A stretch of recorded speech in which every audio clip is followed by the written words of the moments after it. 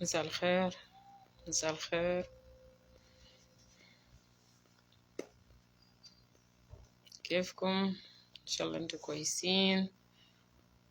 انا ما جيت بميوزك، جاي طق كده. جاي جاهز بس عشان اتكلم. كيفكم؟ ان شاء الله انتوا كويسين. مساء الخير، مساء الخير، مساء الخير، مساء الخير. لو قاعد تسمع صوتي اعمل لي اي اشارة. اهلا وسهلا، اهلا وسهلا الدر دين، اهلا وسهلا. لو صوتي واضح ممكن تقول لي لايك يعني حاجة جس عشان أعرف إنه قاعد تسمعني. مساء الخير، مساء الخير، مساء الخير. أنا جيت من غير ميوزك، عندي حاجة ضروري دايرة أتكلم فوقه، حاجة يخص ميوزك، حاجة عنده علاقة بناس اللي بيسمعوا ميوزك، بفنانين، بمرنمين، كل ناس دول. خلينا نعمل شير عشان لو في مرنم أو مرنمة أو فنان يقدر يسمع الكلام ده. أعمل شير، أعمل شير، أعمل شير. هبدأ لما الناس يزيدوا شوية. إن شاء الله أنتوا كويسين. الناس اللي جو هسه كيفكم؟ يا امبارح اتكلمت نفس الموضوع لكن كان بتنوير، الليلة جاي يتكلم فوقه بعربي. يا نفس الموضوع اتكلمت فوقه امبارح، يا هو جاي يتكلم فوقه بعربي الليلة. أنا جاي أتكلم عن ميوزك. لينو كيفك؟ تمام؟ أو إنت كيف يا أخوي؟ تمام؟ بأشيليا، أشيليا كيف ومدام؟ أهلا أهلا أهلا أهلا.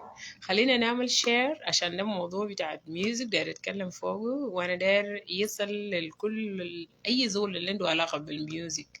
أهلا أستاذ لينو. أي زول عنده علاقة بالميوزك أنا داير يسمع الكلام ده، فخلينا نعمل شير عشان زول اللي ما شاف يقدر يشوف منك. أهلا أهلا أهلا بكل اللي جو. طيب أنا هبدأ عشان ما نضيع زمنكم كتير. امبارح أنا جيت لايف وجيت اتكلمت عن الميوزك. أوكي، الميوزك طبعا عنده غرف كتار. أنا كنت في هنا غرفة، أنا كنت قاعدة أتكلم عن عادة جديدة اللي احنا قاعدين فوق يومين دول، إنه الميوزك زمان أو الفنان أو مرنمة. أهلا إليزابيث. لو بتلقى فنان بيكون يعني بي اي بي، بيكون زول يعني محترم، بيكون زول ذاته عنده قيمة في البلد كويس. حتى المرنمة برضو لما تسمع ده مرنمة فلان وعلان يعني عنده مكانه كده، بيكون كمان يعني مرموق كده. وده بأسباب ما ساكت، لأنه الفنان كان بيشتغل في نفسه، كان بيعمل حاجة ما كل زول بيعمله. أهلا وسهلا قسيس، أهلا وسهلا. زمان لما كنا في السودان عشان انت تطلع شريط، حسي كلنا بنطلع شرطان. زمان في السودان عشان تطلع الشريط عشان تجي تطبعه لازم تمشي بمصنفات أدبية كويس. المصنفات الأدبية هتخش يعني ثرو كذا امتحان، يشوف الصوت بتاعك، يشوف شنو، هيعمل editing كمان. حتى الكلمات اللي انت شنو جاي تجي يعني رنمت فوقه ما جاي ترنم فوقه، بيشوفوهم أول حاجة كلمات دي كيف يعني ما فوقهم حاجة بطال، لا فيهم حاجة ما كويس. الكلام ده كله بتمشي through all this، بعد كده يدوك لايسن عشان بعد كده ممكن تكون مسموح شنو تطبع الشريط بتاعك. ده كان قاعد يزيد من غيمة بتاع شنو فنانين، لأنه أصلا ما كل زول بيمشي استوديو فات مرة ويطلع برا. خلينا نعمل شير، نعمل شير لناس التانيين. ما كل زول كان بيمشي استوديو وبيطلع برا وخلاص. nowadays طبعا جنوب السودان ما شاء الله بقينا فوق، وانا اصلا ما جنوب السودان براو ايست افريكا، وممكن يومين ديل السيستم كله غير. كل زول بيقوم بكلمات بتاعه، ما في زول عمل edit فوقه، بيمشي استوديو وبمشي بيطبع وبيطلع برا. تمشي شركة عادي ممكن يطبع لك، ما في زول بيقول لك حاجة. زمان ما في زول بيطبع لك، لازم يكون عندك لايسن، بعد كده الشركة يسمع شنو يطبع لك. زي ده بيكون انت مشيت بطريقة صح، زي ده بيكون تابع كل خطوات بتاعك، سواء كان على ترانيم سواء كان على الأغاني العادي الوطنية. كويس، بيشوف انه كل حاجة اللي انت قاعد تقوله صح، لأن في ناس في المجال ده مختصين في المجال ده بيتأكد انه كل حاجات ده ماشية صح. حاسه في زمن بتاعنا بتاع حس ده، انا لو كتبت لي كلمتين كده بمعنى من غير معنى، المهم انا عندي قروش بمشي وين؟ بمشي استوديو، بمشي بعمل حاجاته بطلع برا انا شنو فنان. كلنا بقينا شنو فنانين. ده ما يحل مشكله، ده ما يحل مشكله ان كلنا نبقى فنانين، ما فوق مشكله، لكن نكون فنانين على شنو؟ على صح.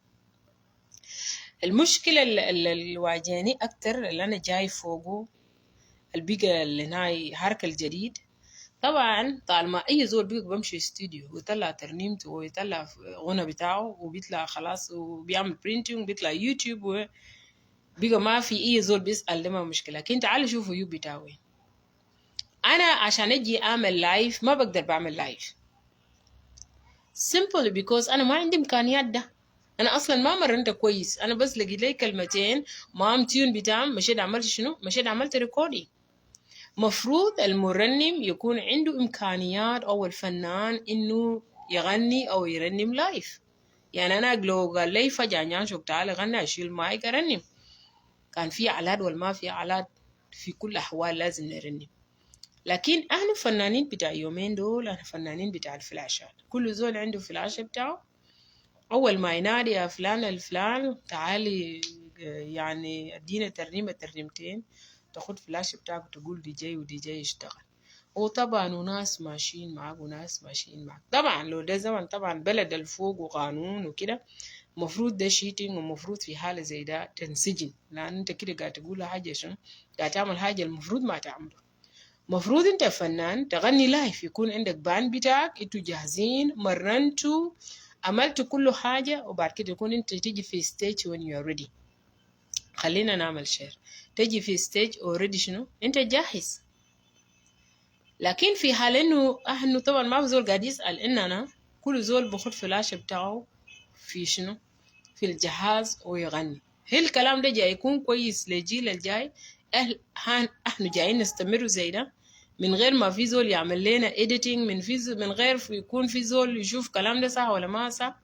طيب هو كويس انه السيديهات نمشبوه في اماكن هم السيديهات يغنوا، ولا المفروض احنا نغني لما نجي قدام ناس والسي دي يشتغل لما تكون انت شنو ما موجود؟ المفروض السي دي يكون شغال. انا ما في، انا عندي سي دي هات بتاعي يشتغل شنو وانا ما في، ده الشغل بتاعهم. لكن انا في نشتغل انا بيكون شنو في اللمسه، لان انت اساسا قاعد تشتغل. يعني ما بس انه شنو ما بس انه شنو فلاش او شغال. طيب انت كيف تكون فنان لما ما بتقدر تجي لايف؟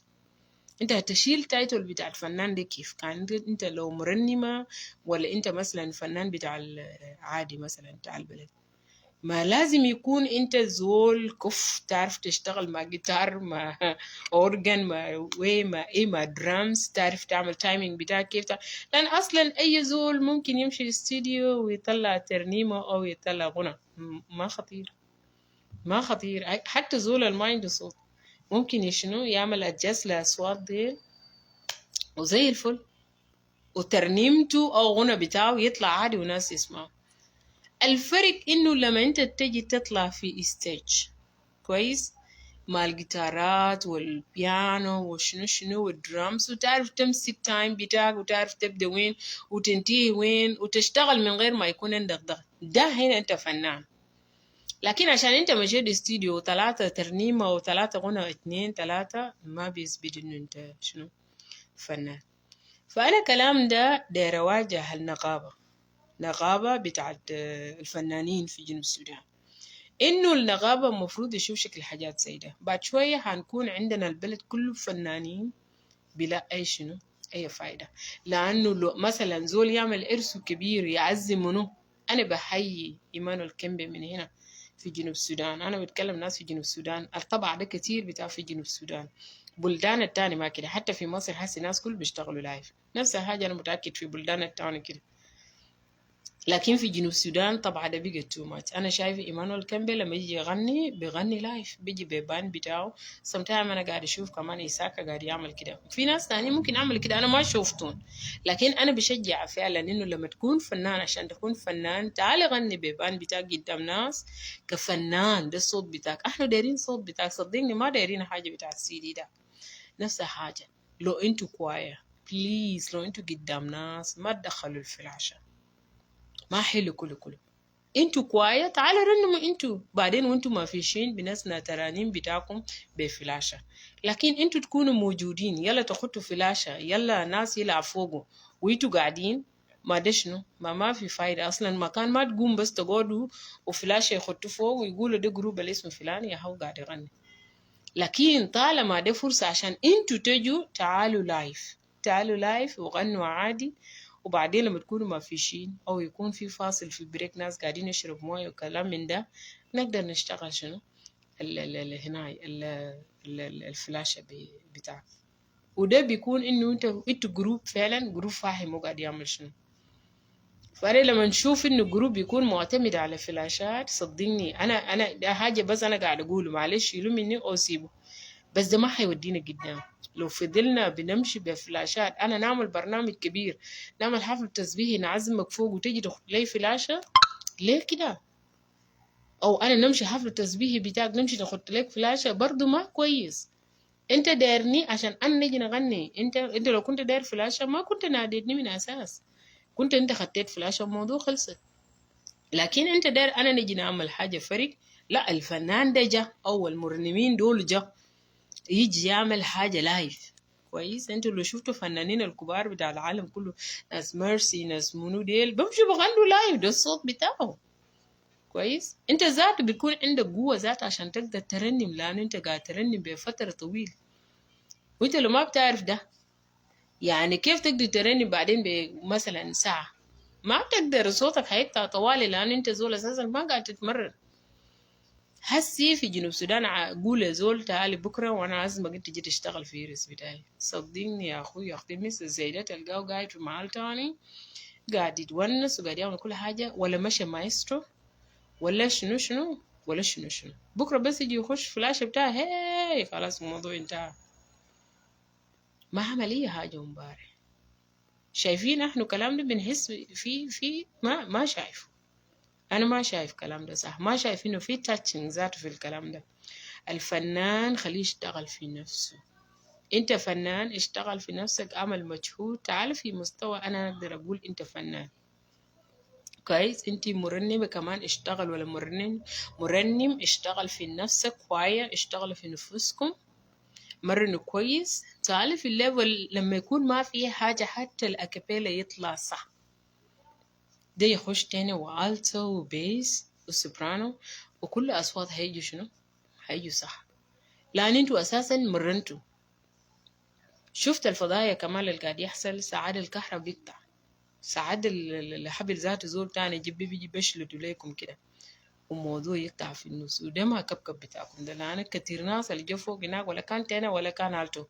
يلا انت شفت الليفل بتاع هنا الفلاشة كان هاي ليفل، يلا لو جاء قطع معكم بيكون منظر ناس ما كويس. على شنو الكلام ده كله؟ جيبوا آلات بتاعكم واشتغلوا.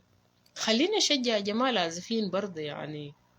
تحية من هنا للعازفين بتاعنا، خلينا نشجع العازفين عشان هم يشتغلوا. هم حسي بقى فضلوا من غير شغل لأنه تعال ما فلاشة يا أخو بقى شغال. العازفين يعني بيعملوا مجهود عشان يتعلموا، وده ما على ساكت، ده عشان إنه يوم ما يجي يشتغلوا معانا. فنان بعد كده يشوف لك عازفين بتاعي، أنا مثلا أشوف لي عازفين بتاعي، اي زول جروب بتاع الكواية يشوفوا لهم عازفين. ما ممكن انت تكون ما داير الجيتارات وتمشي استوديو وتمشي تشيله، ما ده ما صح. يعني انت داير ميوزك خلاص، هسه خليك يكون عندك بان بتاع اشتغل لك. تعرف لما يكون عندكم مناسبة تجهزوا نفوسكم، وده كده بينادوا لايف لان انتوا فعلا شغالين لايف. انا مرة الجاي اجي اتكلم فوقه زيادة، أنا داير أتكلم عن الموضوع بتاع إنه المفروض يكون في editing. حتى في الترانيم في غلط قاعد يعمل نفسه في الترانيم. موضوع أي زول بيألف حقه بخش استوديو طوالي ده كمان جاي يودينا في مشاكل. أي زول بيترجم من ما في زول يعمل editing. زول ده ترجم كويس ما ترجم كويس بخش ستيج طوالي. أنا قاعد أتكلم في الليفل بتاع الكنيسة وده صعب شديد، لأنه أي زول بيترجم بطريقته وبيطلع طوالي قدام. وأي زول بيألف ترنيمته مفروض نرجع. عندنا ناس كبار زمان. لو ما كده عشان أنا كمان ما نخش في مشاكل تاني، خلي أي كنيسة مثلا يعمل لهم ناس يعمل إديت في الترانيم بتاعهم. أي كنيسة يعمل لهم، أو حتى الجروب يكون في منه ناس بيعمل شنو، بيقدر يراجعوا الترانيم عشان يتأكد إنه شنو. مثلا في ترنيمة أنا نبدأ مثلا مثلا نبدأ بأنا لا لا لا لا، بعد كده نينا لا لا لا لا. ليه؟ هنا بدينا بأنا نكمل بأنا كويس. وفي حتى الطريقة بتاع دين ممكن نبدأ بولادة بتاع يسوع نمشي ننتهي في موسى قالوا نمشي نخش في منو نخش في منو. في ناس ممكن يواجهونا يقول لنا تعلف ترنيمة بالشكل كده وبالشكل ما كده. anyway ده ما كان مشكلة بتاعي. المشكلة بتاعي الأكبر موضوع إنه خلينا نحترم الجمهور بتاعنا اللي بيجي بيقعدوا.